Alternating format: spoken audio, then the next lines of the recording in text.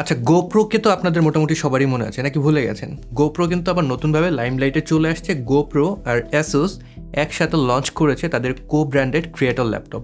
প্রশ্ন হলো, এটা কি সত্যিকারের ওয়ার্ক ফ্লো আপগ্রেড হবে নাকি শুধুমাত্র মার্কেটিং গিমিক? CES 2026-এ তারা দেখিয়েছে আসুস প্রোয়ার্ড গোপ্রো এডিশন, যেখানে 13.3 ইঞ্চির একটা কনভার্টেবল ল্যাপটপ আপনারা পাবেন। ভিতরে আছে AMD Ryzen AI Max Plus 395 chip, সর্বোচ্চ 128GB ইউনিফাইড মেমোরি পাচ্ছেন, সাথে 3K OLED touch screen, high resolution footage, এমনকি 360 ভিডিও অন দ্য গোতে এডিট করার জন্যই এটা আসলে তৈরি করা হয়েছে। টার্গেটেড মার্কেটটা এমনটাই। এখানে মজার বিষয় হলো গোপ্রো ইন্টিগ্রেশন। এটার কাজ কি? এটার কাজ হলো উইন্ডোজে গোপ্রোর ক্লাউড অ্যাক্সেস আর 360 ভিডিওর একসাথে ম্যানেজমেন্ট, অটো সিঙ্ক, এআই দিয়ে মিডিয়া শর্ট করা এবং ক্লাউড প্রিভিউ, যাতে করে আপনার লোকাল স্টোরেজ বেঁচে যাবে। আর কিবোর্ডে আছে ডেডিকেটেড গোপ্রো হটকি, এক ট্যাপে গোপ্রো প্লেয়ার খুলে প্লেব্যাক আর বেসিক এডিটিং করা যাবে। সাথে 12 মাস পর্যন্ত গোপ্রো প্রিমিয়াম প্লাস সাবস্ক্রিপশনও দেওয়া হচ্ছে। আপনার কি মনে হয়, এটা কি সত্যি ক্রিয়েটারদের জন্য প্র্যাকটিক্যাল কোনো সুবিধা দেবে নাকি ব্র্যান্ডিং স্ট্যান্ড?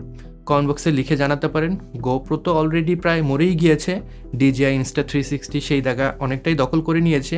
এই ল্যাপটপ অ্যাসুসের সাথে কোলাবোরেশনে লঞ্চ করে তারা কি তাদের জায়গা আবার দখল করতে পারবে? লিখে জানাতে পারেন।